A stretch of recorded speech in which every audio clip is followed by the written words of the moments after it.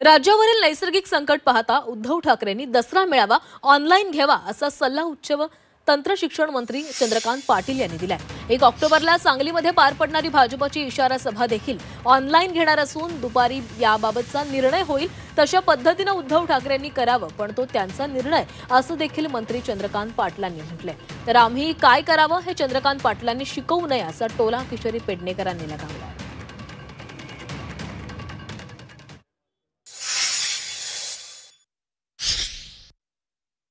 उद्धवजींनी काय करायचं यात त्यांना बऱ्याच वेळा काही असं म्हटलेलं आवडत पण नाही, पण आता मी घोषितच करतो, आम्ही मात्र या इशारा सभेच्या बाबतीमध्ये दुपारपर्यंत आपापसात बोलून तर आमची पार्टी लोकशाही पद्धती झाली, पण मी सुतोवाच केलाय सकाळी उतरल्यापासून शहर अध्यक्षाकडे की आपण ही सभा ऑनलाईन करू। परवाच्या सभेमध्ये ही सभा ऑनलाईन करू असं उद्धवजींनी करावं, पण त्यांचा विषय।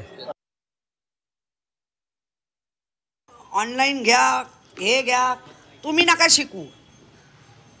तुमचं आता ते ढेर एवढं वाढलं की तुम्ही बसा आणि ऑनलाईन करा।